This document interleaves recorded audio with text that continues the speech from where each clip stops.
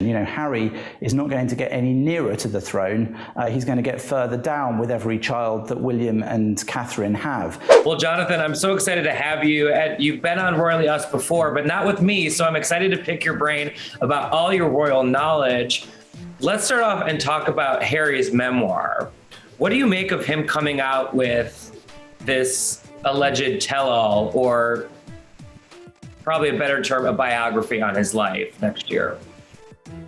Well, I certainly think it's going to be interesting for lots of people to read about Harry's life, and no doubt that's why he got such a good publishing deal for the memoir.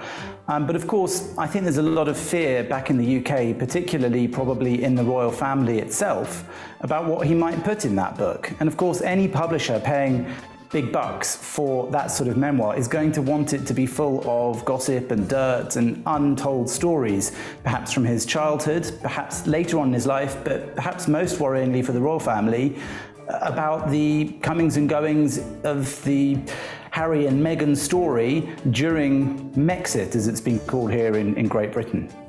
So you had said in a story in the Express that you think Harry and Meghan can launch further attacks at any time.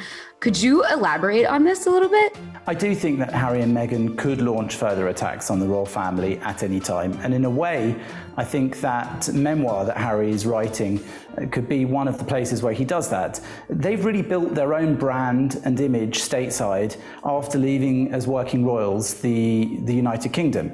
And I think part of the way they've managed to do that so quickly, to build such a strong and big brand, is by criticizing the royal family, because of course that gets them headlines. The more controversial their news, the more controversial their opinions, the more controversial the stories they tell about their time in the royal family, the more headlines they'll get, and the more that secures them as international stars who have something to say. I think part of the problem is that the world is growing a little bit bored of that.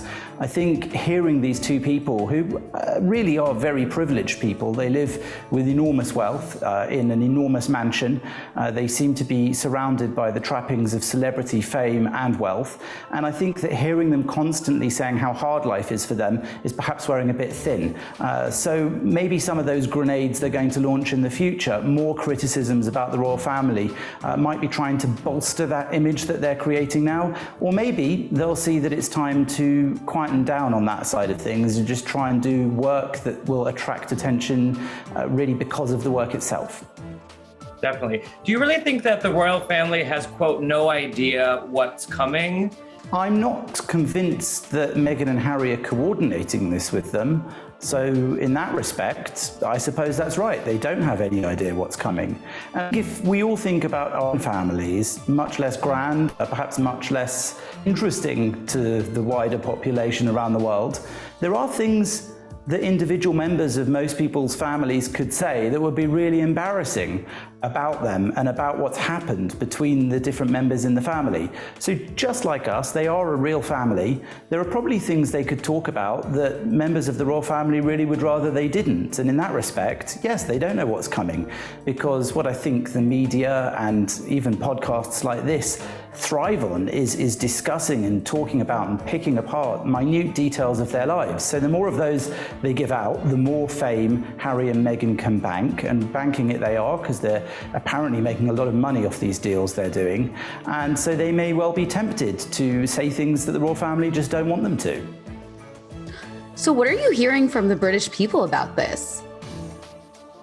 Listen, I think most people in the UK are pretty bored of Prince Harry and Meghan. I think they know that as well. I'm not sure they're really aiming at the UK market in their actions and in all of the commercial deals they're making. That's not to say there isn't interest in them. There's massive interest in anything to do with the royal family. But Harry himself was reported to have said to a reporter here, I think it was in the Times, that he knew that eventually people would stop being interested in him when Prince George grows up. And I think what he was referring to then was the idea that the younger royals are good for tabloid headlines, and he's certainly making plenty of those himself. But as they get older, they turn into the less interesting members of the royal family. And even constitutionally, they slide down that line of succession. You know, Harry is not going to get any nearer to the throne. He's going to get further down with every child that William and Catherine have. And so I think he realizes in that respect, or at least the implication of what this journalist said was that he realizes his time is limited to make a splash. Prince Harry said he wants to use that time wisely so he can get important issues that he cares about, the attention that he knows he can by attaching his name to them.